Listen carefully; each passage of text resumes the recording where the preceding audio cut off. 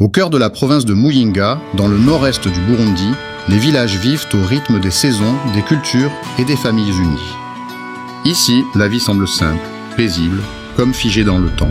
Mais pour Dorcas Nahimana, veuve et mère de 3 jeunes enfants, la paix s'est rompue depuis peu. Avant, nos nuits étaient silencieuses. Mes enfants dormaient profondément. Moi aussi. Mais ça a changé. Depuis quelques semaines, des cris déchirants résonnent dans la nuit. Les premiers soirs, Dorcas pensa à un animal blessé, peut-être un chien ou un chacal. La première fois, j'ai cru que c'était un animal. Mais ce n'était pas un cri d'animal. C'était autre chose. Un cri qui glace le sang, venu d'aucune bête connue, un cri d'enfant peut-être, ou d'un être que personne ne devrait entendre. La première nuit, j'ai ouvert la porte. Je suis sorti avec ma lampe, il n'y avait rien. Juste le silence, et ce froid étrange, pas le froid du vent, un froid qui entre en toi. Dorcas vit seule avec ses enfants depuis la mort de son mari. Son quotidien est rythmé par la culture, la maison et désormais par la peur. Mes enfants ne veulent plus dormir seuls. Ils viennent dans mon lit. Ils ont peur des cris. La fatigue s'accumule, les nuits blanches fragilisent le corps et l'esprit. Dorcas sent ses forces l'abandonner. Je ne sais plus quoi faire, je voudrais fuir, mais où aller? Ma maison, c'est tout ce qu'il me reste. Dans cette région, les anciens parlent de voix qui viennent des terres oubliées, des âmes en peine qui cherchent à être entendues. Il y a longtemps, un enfant est mort ici sans être enterré. Son esprit erre encore, les cris, c'est lui. Je ne sais pas si c'est vrai, mais je sais que la nuit, je l'entends. Ce cri. Et quand les cris s'arrêtent, le silence devient encore plus terrifiant. Dorcas et ses enfants n'ont plus de sommeil. Leur vie est devenue un cauchemar éveillé. Depuis que les cris ont envahi les nuits, le cauchemar de Dorcas et ses enfants ne cesse de s'intensifier. Ce qui était d'abord un son lointain est devenu une présence palpable. Une présence qui s'infiltre dans chaque recoin de la maison. Dorcas, face caméra, les yeux cernés. Parfois, j'entends des pas dans la maison, alors que je suis seul avec les enfants. Des portes qui claquent, des murmures que je ne comprends pas, et puis ces ombres, elles bougent, comme si elles me regardaient. Un matin, en sortant, Dorcas découvre un signe étrange tracé sur sa porte. Je n'ai pas touché ce dessin, il est apparu pendant la nuit. Je ne sais pas ce que cela signifie, mais je ressens une lourdeur, comme une menace. Les anciens racontent que ces signes sont liés à des pratiques oubliées, des rituels qui enferment des esprits dans ce monde, les condamnant à errer entre les vivants et les morts. La maison devient le théâtre d'événements inexplicables.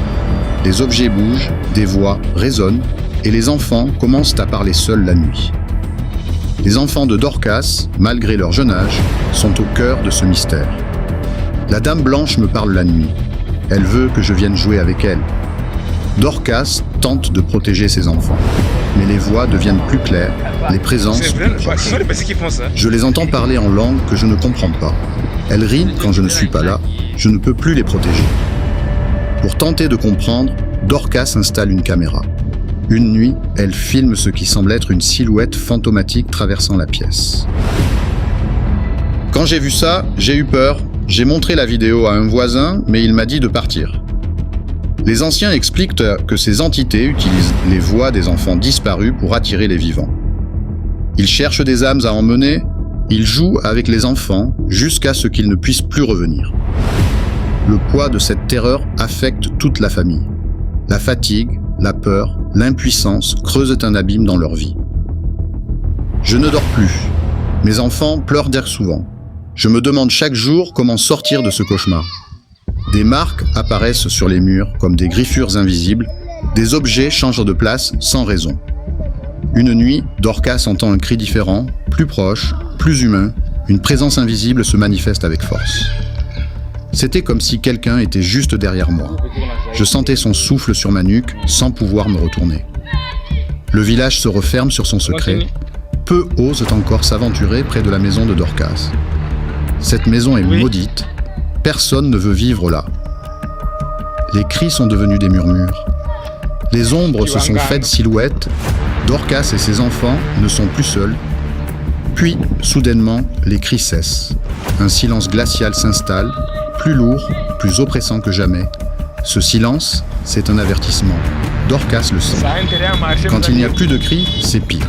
C'est comme si quelque chose nous observait, attendant notre faiblesse. Les enfants ne dorment plus. Ils parlent à voix basse, leurs yeux grands ouverts. Des pas résonnent sur le toit, des objets se déplacent seuls. Parfois, je sens une présence près de moi, une respiration froide sur ma peau. Je me demande combien de temps nous tiendrons encore. Le village se tait, le mystère s'épaissit. Dorcas reste, malgré tout, prise au piège de cette maison maudite. Dans Muyinga, certains secrets ne veulent pas mourir, et parfois, le silence est la chose la plus terrifiante qui soit. Pourquoi ?